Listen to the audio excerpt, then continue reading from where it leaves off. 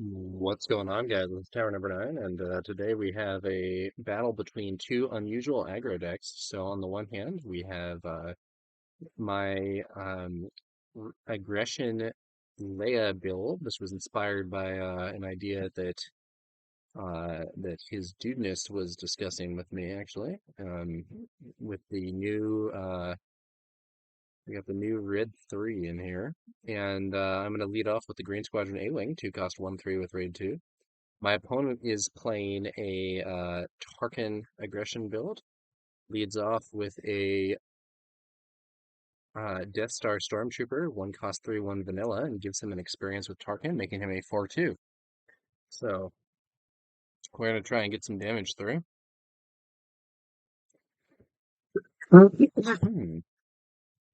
Opponent resources up. I'm going to just go ahead and take the quick swing for 3 to preclude the potential of an open fire or something removing my unit before it gets a chance to attack. My opponent plays General Veers, not a card I love to see. So I really have two main options here. So I can either play red 3 or I can use open fire to remove Veers. I decided that in this situation I'm going to play red 3. This will so red 3 is a 3-cost 2/3 with raid 1. Each other friendly heroic unit gains raid 1. And opponent attacks in for 5. I will take the initiative, and I'm going to try to push a bunch of damage here. There is a risk of an Imperial Interceptor, which would be a major setback, but because I have Leia's ability, I'm going to be able to attack with both my space units before my opponent can potentially play that Interceptor, which should allow me to get some advantageous tempo going. Then I can potentially play Sabine and the other Green Squadron A-Wing and try to get set up for some racing. So we attack in for 7 total damage. 3 from red 3 and 4 from the A-wing. So that's a landing some solid damage there. Leia's ability allowing me to push through before a potential interceptor, open fire, or something else can come out to remove some of my stuff. Now, of course, a big problem is that I'm going to take heat damage myself from my opponent's ground arena if he doesn't attack any of my units, but I'm hoping to develop some other units as well, get into a position where I can be maybe a little harder to defeat. Maybe my opponent will send one of his units to clear Sabine, for instance, and I can then Tarkin Town to clear his unit, or whatever the case may be. My opponent, unfortunately, does have an interceptor taking out red 3. Not what I love to see, but it is how it goes sometimes. I'm going to bring out Sabine Wren.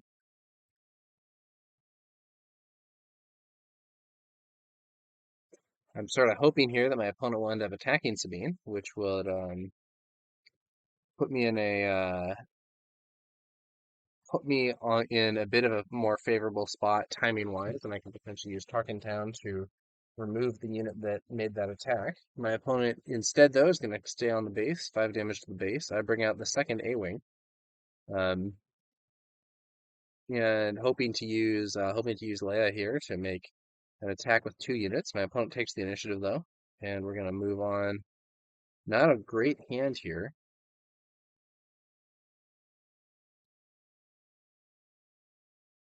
Thinking about what to resource and not loving my options.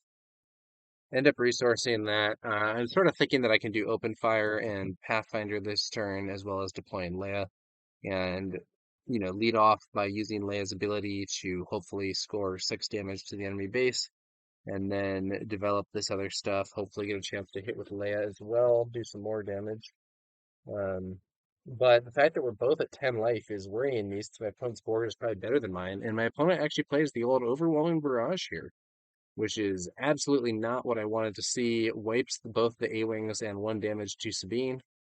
And at this point, the game looks pretty unrecoverable. And in fact, I just concede here because at this point, I'm staring down. I think my opponent actually has lethal there with Tarkin potentially deploying this turn, and I am just not going to make up that deficit. The barrage hit too hard. I was arguably disadvantaged even before the barrage, but the barrage really kind of wrapped that one up, unfortunately, with all the buffs on that stormtrooper. So we're doing a little sideboarding here, thinking about what to do. Um, I think I think I end up putting Bright Hope in instead of the basic X-Wing. I'm not sure that that's that good. So, thinking back on this, Bright Hope is good if my opponent is pushing in space. Um, but I think that most of my opponent's forces are probably on the ground, so it might not be that efficient. However, Bright Hope is a good way to deal with potentially an upgraded TIE fighter or whatever might be pushing damage in space. And I'm thinking now, you know, I might want to have that instead of the basic X-Wing, which is likely to just get killed by an interceptor and isn't that high value. So this game I am going first. I get to lead off with the Battlefield Marine, 2 cost 33 vanilla. Very strong unit, extremely strong in fact. One of the main reasons that this deck is interesting is because you get some of the best 2 cost units in the game. You get the um, Green Squadron A-Wing, Sabine Wren Explosives Artist, Battlefield Marine. The Partisan Insurgent is really good. My opponent brings out I believe that is a Snowtrooper Lieutenant who misses the on attack trigger. That's something that I like to see. A relatively weaker initial play from my opponent. I'm going to take the initiative here. So one thing that I could do in this situation is I could play Admiral Akbar and immediately kill the lieutenant, but I decided that instead I'm going to fleet lieutenant into the enemy base for 5. I'm trying to be aggro here. I don't know exactly what he's running in the late game, but I think I have to try and push because if he gets a big barrage, if he, potentially has the Emperor or something like that, it's going to be pretty dangerous. I am also, because I know there's those Imperial Interceptors out there, I am going to try to focus on the ground arena. My opponent plays that General Veers, so I'm going to take the initiative. That Trooper is a 3/3, opts to make a trade rather than going for the base, which I think is correct there. I think I'm a little faster when it comes to just pushing for the base, because I can potentially, use Leia's ability for double attacks if he doesn't do that, and then there's no opportunity to remove one of my units there. So this turn, looking at my hand here, so one thing that I could do is try to play both Sabine Wren Explosives Artist and the A-Wing. However, the A-Wing is really interceptor bait right now. And another option that I would have would be to instead play Dodonna. I end up deciding I'm going to go for and another thing that I could actually do here is play Sabine Wren Explosives Artist and the Academy training on my guy there. I end up deciding we're going to go with Dodonna. So General Dodonna, 4 cost 4/4. Other friendly rebel units get +1/+1. So Dodonna here facing off with Veers, the two generals. My opponent gives Veers an experience. I'm just going to go again. I'm pushing for the base. That is where I want to go. My opponent plays a fifth brother. I'm going to take the initiative, and we'll see what happens here.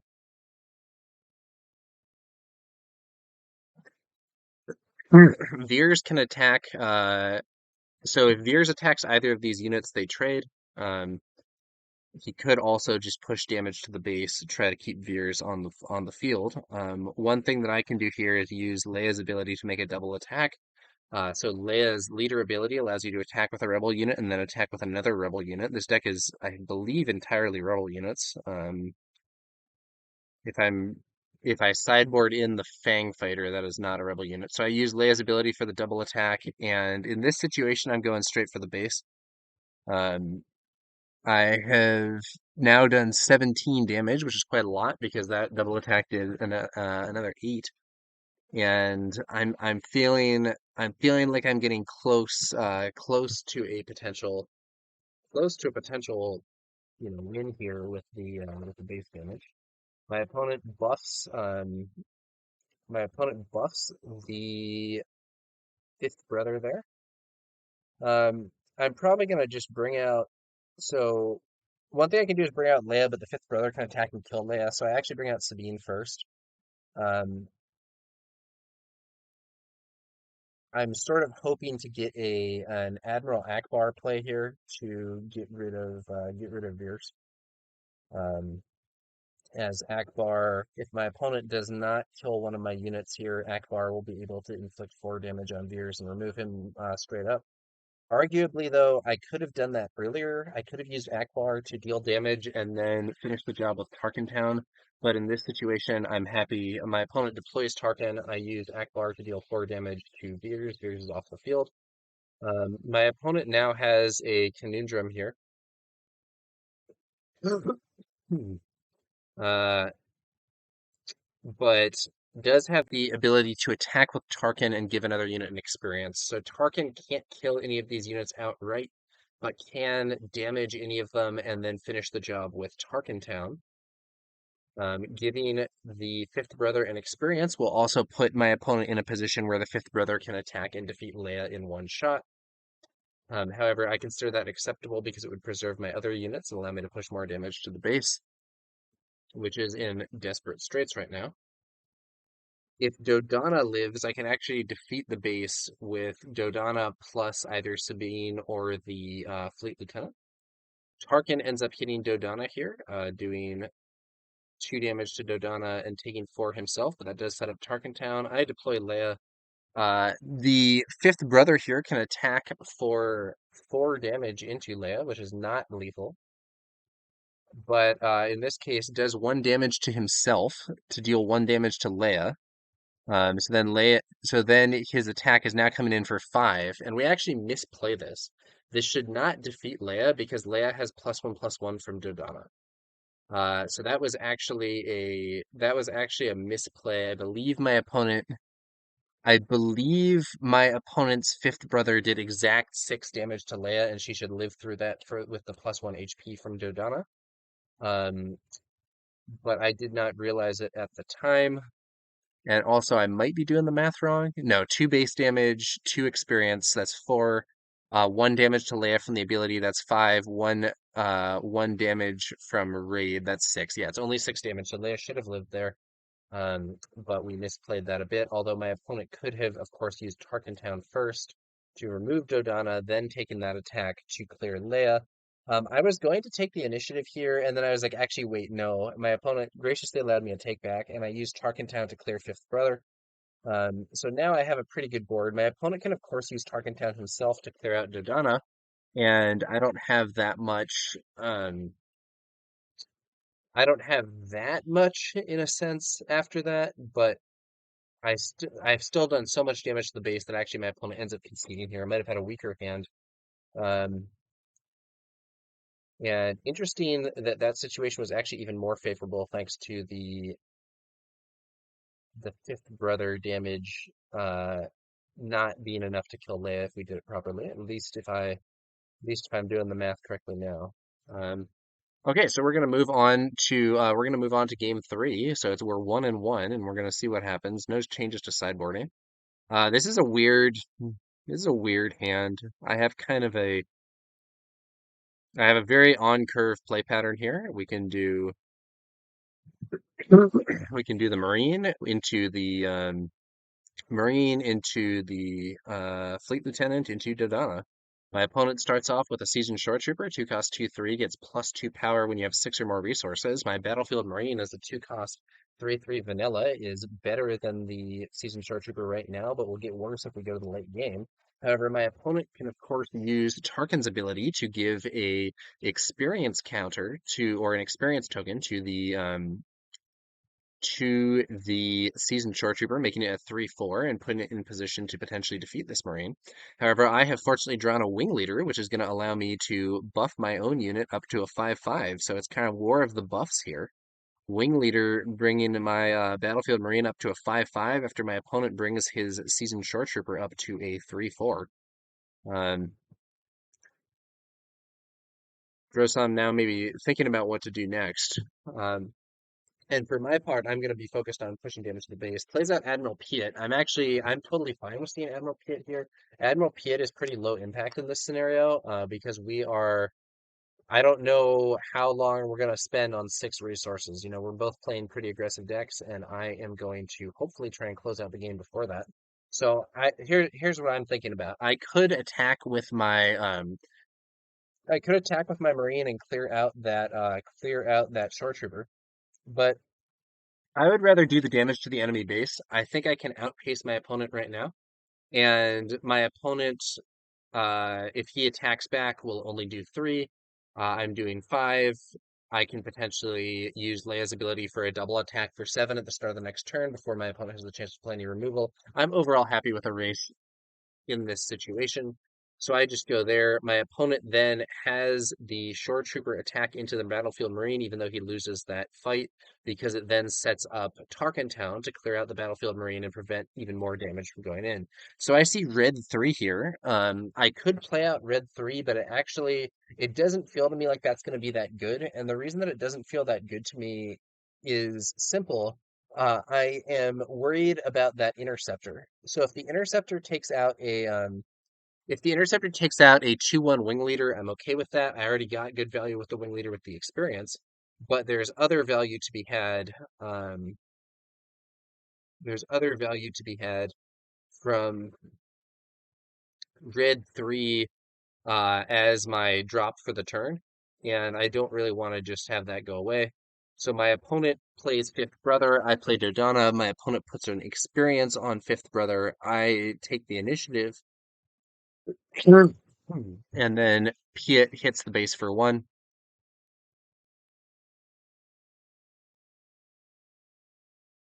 I am going to I'm going to resource the open fire there. So in this situation, I do have a good card to deal with that Fifth Brother. So I do actually want to kill Fifth Brother here. I don't want that to be a unit that's hanging around. First off, it can do huge damage. It can do huge damage to me just by attacking, but also it's a potential barrage target. If my opponent has a lightsaber, that could be really bad for me. So I actually used a Fleet Lieutenant to have Dodonna take down Fifth Brother, taking 3 damage himself and being left on 1 HP. So my opponent could trade Piet for Dodonna, but with Tarkin Town already used, is not doesn't have a like super direct way to do that without losing a unit. So Dodonna is a 4/4. So in the event that Piet attacked, they would both be defeated. My opponent then deploys Tarkin. I'm gonna go ahead and I believe what I do here is take a swing. No, I actually deploy Leia, rather than taking a swing with the fleet or with the wing leader here. And the reason for this is I want to potentially have Leia attack and defeat Piet. My opponent gives Tarkin a fallen lightsaber, which I don't love. Um, so Tarkin now a 5/10 and a good barrage target for my opponent if he has an overwhelming barrage. But with this, I do have a potential opportunity in that I can have Leia either take down Piet or attack the base. I end up going for Piet here. And then the wing leader swings in for 3 damage, thanks to the buff from Dodonna. So I could have had Leia hit the base instead, but I want to make sure that that Piet ability isn't going to be on next turn. Arguably, the base would have been a better target, though. Doing an additional 5 damage would have put the enemy base at 10 life, which is getting pretty close to dead. My opponent, um, my opponent was thinking that Tarkin could kill Leia, but this time we correctly realize that Dodonna is giving her +1/+1, and therefore Tarkin cannot defeat Leia in one shot. He can only deal 5 damage. That would deal 6 damage to her and leave her alive on 1 life. Um, and that is so this time we remember that. So Dodonna covering Leia here. Tarkin could of course attack and defeat Dodonna. Um, but that would be a different situation. My opponent decides to actually take the initiative instead. I'm going to deploy the Green Squadron A-Wing, and then I use a medal ceremony to give an experience to the wing leader, to Dodonna, and to Leia. That's something I'm very grateful to have there because I do think there's a risk of a overwhelming barrage, which could hit in this situation for 7. And so that extra life on my units is going to shore me up a bit in response to a potential barrage. My opponent still, of course, could play a barrage. So we could see, for instance, overwhelming barrage coming in for 7, defeating the wing leader, defeating Dodonna, and then having 3 left over to defeat that fleet lieutenant. In that situation, I could respond with fleet lieutenant into Leia. which would deal, I believe, 7 damage to the enemy base and allow me to attack with the A-wing as well for another 3. So that would leave my opponent on only 5 life, and it would develop the fleet lieutenant as making those attacks.